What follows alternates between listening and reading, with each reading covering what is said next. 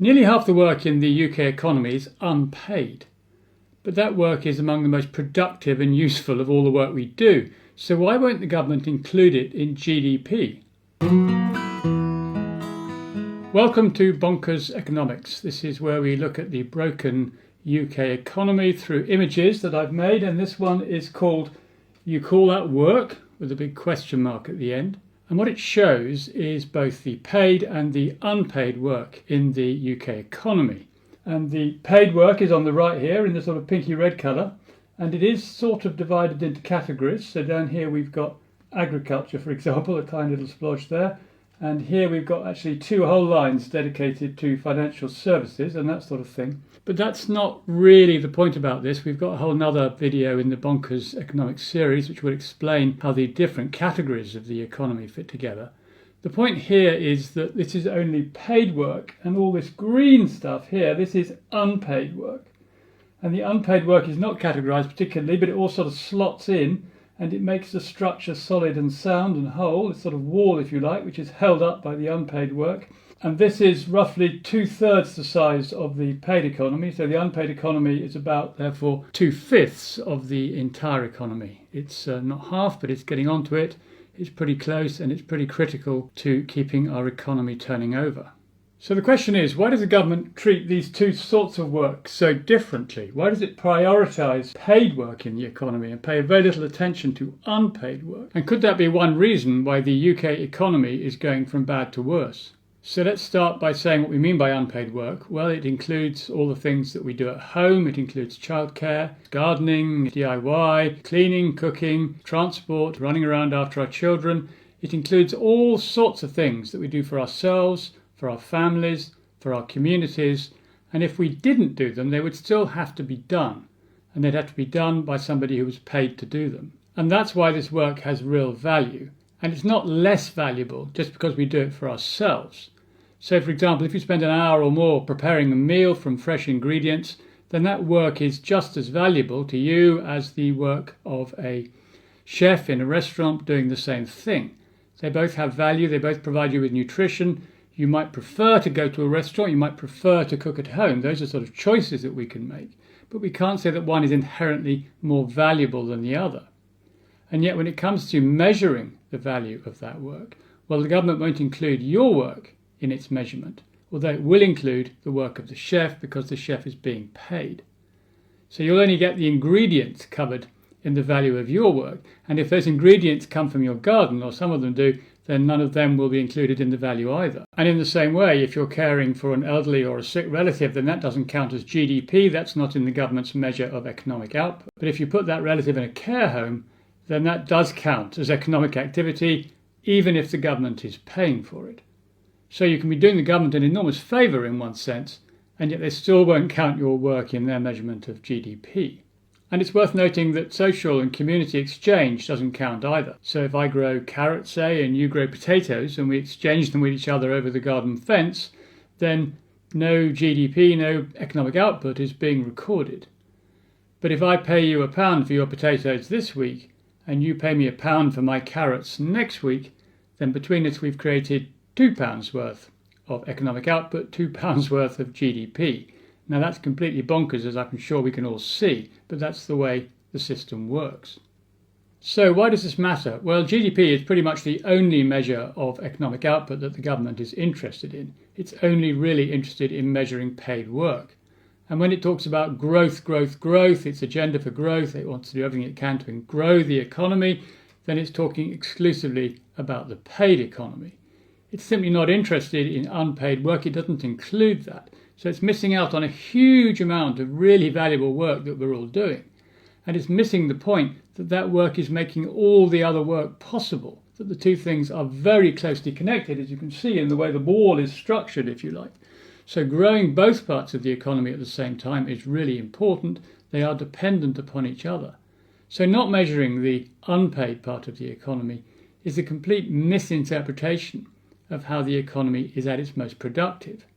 And that's partly because unpaid work is actually extremely productive. It's probably among the most productive work that we do, because if it wasn't productive, we wouldn't have to do it. We're not made to do it. We're not paid to do it. If it wasn't useful, if it didn't help us, didn't produce something we really want, then we probably wouldn't bother. And it's also worth noting that the motivations for unpaid work don't count for anything either. I mean, those motivations are part of its attraction, they're part of its importance. We are motivated to do unpaid work because it produces really useful stuff in our lives, because it supports our family, it supports our community, it supports everything we might believe in or want to achieve in our lives. It also supports our health, our well-being, all sorts of things that we do for ourselves which make us feel better, which make us feel useful and make us feel productive. And those sort of things don't necessarily occur in our paid work. So there are all sorts of additional benefits that flow from unpaid work, and the government really isn't interested in those either. So unpaid work, that's really useful. When we look at paid work and the motivation for that, then of course the primary motivation is to accumulate money. And that doesn't necessarily mean that the work has to be useful. So that's not our prime consideration. We may prefer our work to be useful, but at the end of the day, what we want it to do most is to bring home money. And that's the way the thing is structured. And people who have money, of course, then they want to use their money to accumulate more money. So the sort of inherent bias of the paid economy, understandably, is towards the accumulation of money and also the extraction of money, because there's only a certain amount of money to go around in the economy, and if some people are more adept at extracting it using the money they've already got, then that means there's less money available for everybody else to do their own productive work. Now, this question of the extractive economy, I've talked about that recently in a video about big bank profits, and we will come back to it again in future editions of Bonkers Economics because it is quite important. But what I want to notice now is how the extractive economy has grown significantly. And this is because the governments, successive governments, have failed to appreciate the importance of all the unpaid work that we do for each other, we do for ourselves, and have failed to prioritise that. So the extractive economy has grown, if you like, to fill the space. So let's talk about how that's happened. Well, when I was growing up in the 1960s, the phrase "a woman's work is in the home" was commonly heard, and it wasn't used ironically either. And if you're not happy with that, please don't switch off now, because I'm not about to morph into some sort of trad wife influencer. That's not my point. My point simply is that that was the lived experience of many women at that time. But the point here is that back in those days, and even more recently, it was possible for one person in a family of 4, for example, a couple and 2 children, for one person to provide an income that would sustain that family at a good level. It would afford housing, it would afford a family car, it would afford a family holiday once a year, and one income would do that. If you've watched Gary Stevenson, Gary's Economics, you'll know how he describes how his father, who was a postman, did precisely that in the 1980s.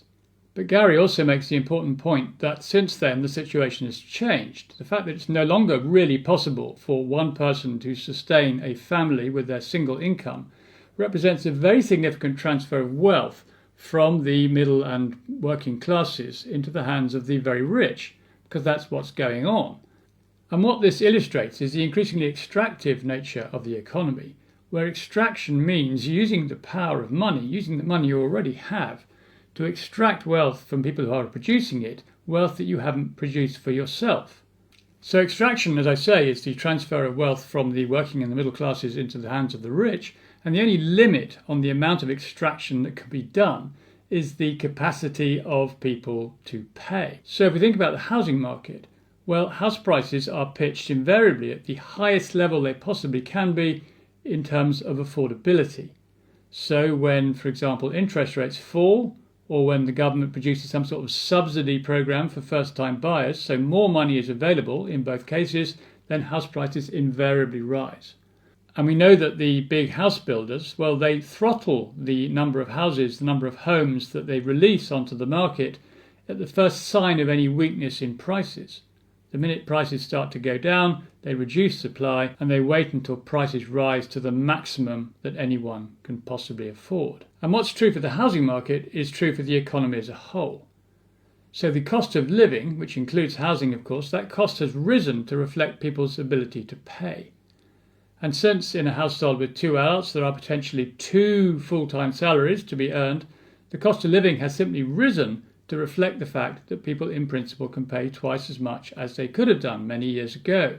So instead of the 2 partners in a couple being able to work 1 full-time job between them, they now both have to work full-time or more than full-time in many cases.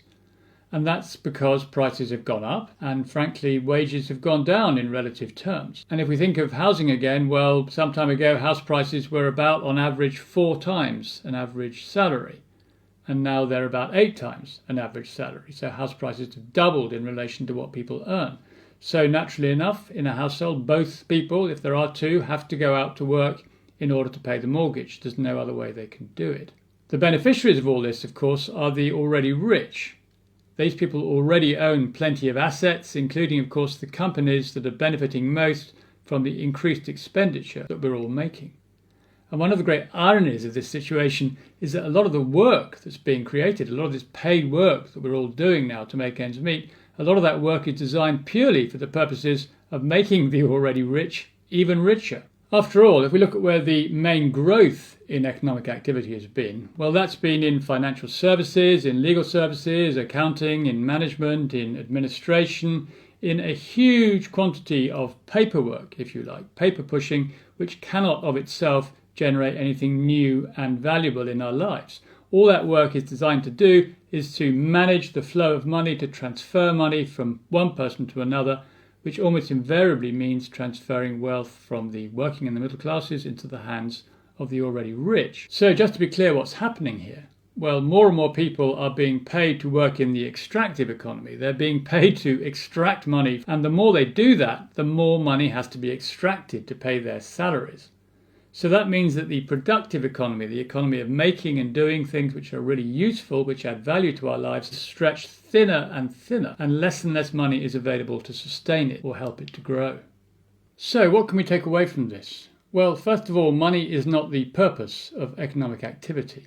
Money is a tool, an input, if you like, some sort of a facilitator for the creation of economic activity, for the creation of wealth. And it's true that in many situations money is absolutely vital. We wouldn't be able to create the sort of wealth that we do without it. Nevertheless, if we can create wealth without money or with less money, then that does have big advantages. For a start, it's highly efficient. If we can create wealth for ourselves, then that means there's a much less of a need for the sort of infrastructure, the organizational bureaucracy, if you like, which allows other people to create wealth for us. It means we're much less likely to be dependent upon the state for our support. The more we can do for ourselves directly, the more we can do for ourselves, our communities and our families, the more efficient the economy will be. And secondly, if the purpose of economic activity is to sustain and improve the quality of our lives, well, unpaid work can do that in more ways than one. First of all, there's the value of the work itself, but there may also be a value in the enjoyment, in the leisure aspects, in the health benefits, in a number of other benefits that derive from doing work for ourselves, which wouldn't necessarily apply if we were doing work in a paid environment. It's not difficult to see how such benefits could flow, for example, to a family couple who could get a good standard of living from working 3 days a week each.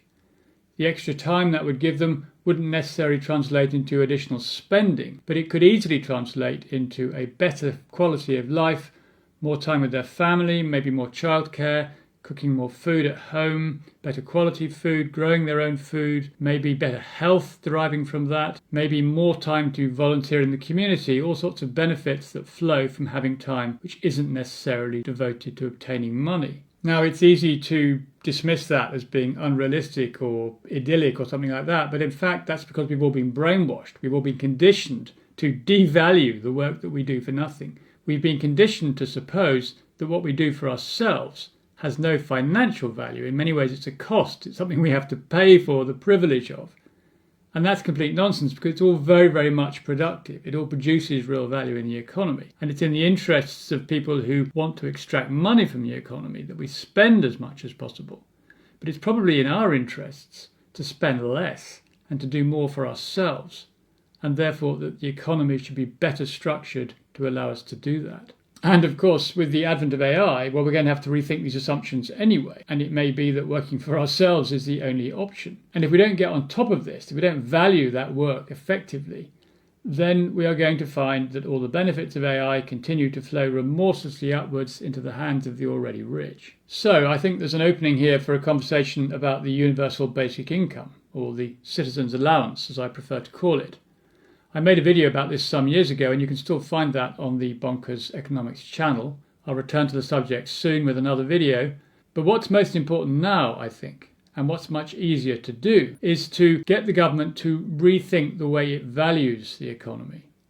If the government can start valuing the unpaid economy, if it can include the unpaid economy in its picture of what the economy consists of, and measure GDP as the combination of unpaid and paid work, then that of itself will make a huge difference. That will change the direction of policy. It'll allow us to start valuing our unpaid work. It'll allow the government to start prioritising unpaid work. It'll allow us to start putting in place the sort of organisational structures, the sort of systems, the sort of arrangements that make unpaid work easier to do. Reforming GDP is going to be a recurring theme in bonkers economics because it is completely bonkers the way that economic output is calculated. GDP has lost all touch with the original conception that the economists who invented it came up with in the 1930s. But it's simple, it's quick, it's easy, and it's free. That's the main point. This is a reform that the government could easily make if it had the courage to do it, and it would be transformative. If we measured the economy in the right way, we would get much more the economy that we all want. So that'll be a theme for the future. In the meantime, thanks very much for watching this video. If you liked it, please do press that like button down below because that's really important in spreading the message. Please do subscribe to the channel if you haven't already done so, and thank you if you have. Please do tell your friends, tell your relations, tell anybody you know who might be interested, and please also do check out the website. That's bonkerseconomics.net. There you will find all the images that are on the Bonkers Economics series. You'll find the data behind the images, you'll find the numbers, where the numbers came from, and much else besides. Thanks very much.